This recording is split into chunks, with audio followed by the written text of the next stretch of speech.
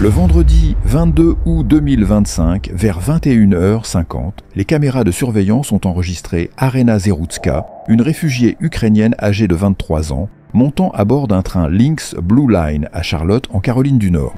Assise calmement, écouteurs aux oreilles, elle regardait son téléphone. À bord se trouvait également D. Carlos Brown Jr., âgé de 34 ans, un homme déjà connu des services de police locaux. Son casier judiciaire comprenait des faits de vol à main armée, de larcin qualifié et d'autres infractions violentes. Ce soir-là, il n'avait pas de domicile fixe et se déplaçait dans la ville. Pendant plusieurs minutes, l'ambiance dans le train semblait calme. Puis, aux alentours de 21h50, Brown a soudainement attaqué Zerutska avec un couteau. Les autres passagers se sont précipités à l'autre extrémité de la rame, criant à l'aide et appelant les secours. Le train s'est arrêté près de la station East-West Boulevard, dans le sud de Charlotte. Les policiers sont arrivés en quelques minutes. Ils ont trouvé Arena Zerutska gravement blessée, atteinte de multiples coups de couteau. Malgré les tentatives immédiates pour la sauver, elle a été déclarée sur les lieux. Brown a subi des blessures de mineur pendant l'attaque. Les agents l'ont interpellé sur le quai, transporté à l'hôpital pour des soins, puis placé en détention au centre de détention du comté de Mecklenburg. Il a été inculpé pour meurtre au premier degré. Le lendemain matin, la police de Charlotte-Mecklenburg a confirmé l'identité de la victime et a rendu son nom public, Arena Zerutska.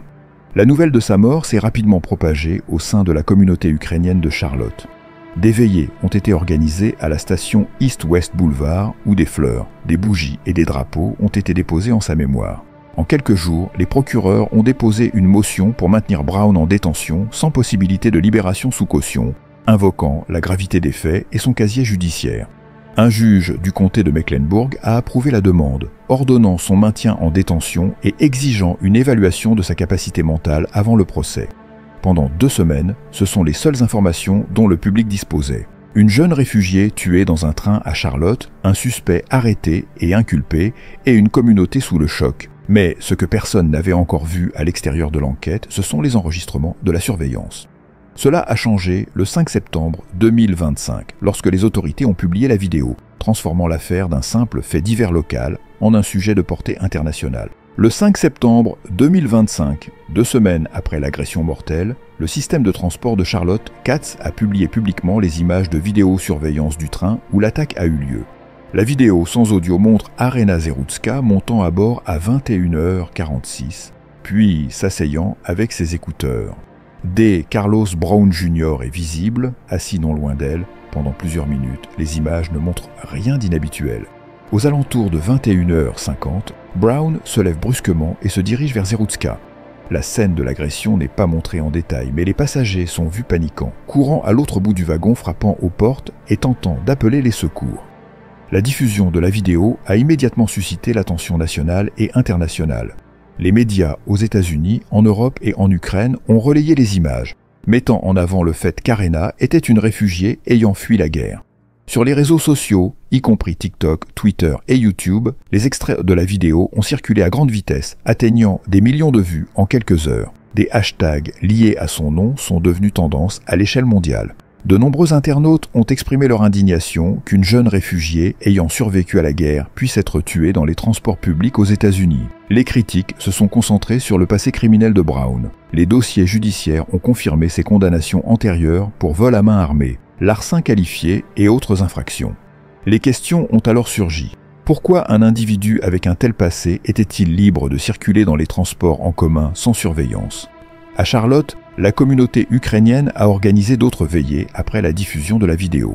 Les habitants se sont à nouveau rassemblés à la station East-West Boulevard, déposant des fleurs et des drapeaux ukrainiens à l'endroit du drame.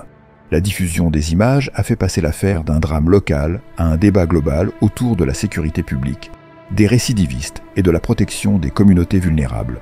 Après son arrestation le 22 août 2025, de Carlos Brown Jr. a été inculpé pour meurtre au premier degré dans la mort d'Arena Zerutska. Lors de sa première comparution devant le tribunal, les procureurs ont insisté sur son long casier judiciaire, comprenant des condamnations pour vol à main armée, larcin qualifié et autres actes de violence. Ils ont soutenu qu'il devait rester en détention sans possibilité de libération sous caution. Un juge a accepté cette requête, ordonnant son maintien en détention et exigeant une évaluation de sa santé mentale afin de déterminer s'il était apte à subir un procès. Les documents judiciaires ont confirmé que Brown avait fait de nombreux allers-retours dans le système judiciaire au cours de la dernière décennie. Son passé a alimenté un débat public sur la manière dont les récidivistes sont surveillés et pourquoi ils n'étaient pas déjà en détention à long terme. À la suite de la diffusion de la vidéo le 5 septembre, les pressions sur les autorités se sont intensifiées. Le bureau du procureur du comté de Mecklenburg a déclaré que Brown serait poursuivi avec toute la rigueur de la loi. Le procureur a également reconnu les inquiétudes plus larges concernant la gestion des accusés souffrant de troubles mentaux, sans toutefois commenter directement l'état mental de Brown. La mairesse de Charlotte a publié un communiqué après la diffusion de la vidéo, exprimant ses condoléances à la famille de Zeroutska et promettant un réexamen des protocoles de sécurité dans les transports. Les autorités locales ont confirmé que CATS, Charlotte Area Transit System, allait procéder à une évaluation complète de ces mesures de sécurité, y compris la présence de personnel de sécurité à bord et la surveillance en temps réel des caméras. Les organisations ukrainiennes locales ont poursuivi leurs efforts, organisant des mémoriaux et des collectes de fonds pour soutenir la famille d'Arena Zeroutska. Elles ont également adressé des appels aux autorités américaines et ukrainiennes pour que son cas soit reconnu, le présentant à la fois comme une tragédie personnelle et un échec des mécanismes de protection publique.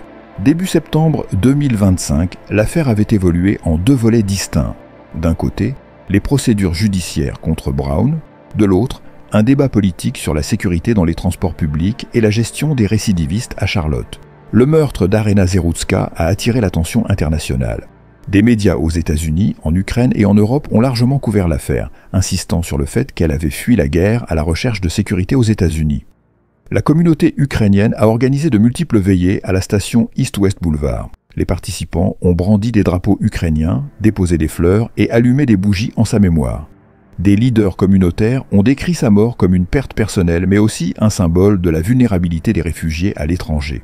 À l'échelle mondiale, l'affaire a soulevé des discussions sur la protection des réfugiés, la sécurité dans les transports publics et les politiques de gestion des délinquants multirécidivistes. Certains observateurs ont souligné que le passé criminel de Brown mettait en lumière des lacunes dans le système judiciaire.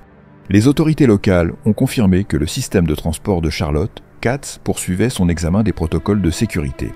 Les recommandations envisagées comprenaient augmentation de la présence de personnel de sécurité, surveillance en temps réel des caméras, meilleure coordination avec les forces de l'ordre pour assurer des interventions plus rapides. Le bureau du procureur du comté de Mecklenburg a réitéré son engagement à poursuivre Brown pour meurtre au premier degré. Son évaluation de compétences mentales a été ordonnée et de nouvelles audiences sont prévues alors que l'affaire progresse vers un procès. Pour la communauté internationale, l'histoire d'Arena Zeroutska est devenue un exemple marquant d'une réfugiée ayant survécu à la guerre, mais ayant trouvé la mort dans un acte de violence aléatoire aux États-Unis. Des officiels ukrainiens et des organisations de défense à l'étranger ont exprimé leurs condoléances et appelé à des protections renforcées pour les citoyens déplacés.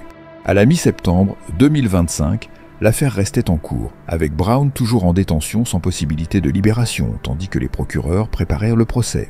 L'attention du public restait centrée non seulement sur l'issue du procès, mais aussi sur les questions plus larges de sécurité, de réforme du système judiciaire et de responsabilité institutionnelle que ce meurtre a mise en lumière. L'histoire d'Arena Zeroutska rappelle que même ceux qui fuient la guerre ne sont pas toujours à l'abri. Merci d'avoir regardé. Pour découvrir d'autres récits, cliquez sur la vidéo suivante. Et si ce contenu vous a interpellé, pensez à vous abonner à la chaîne.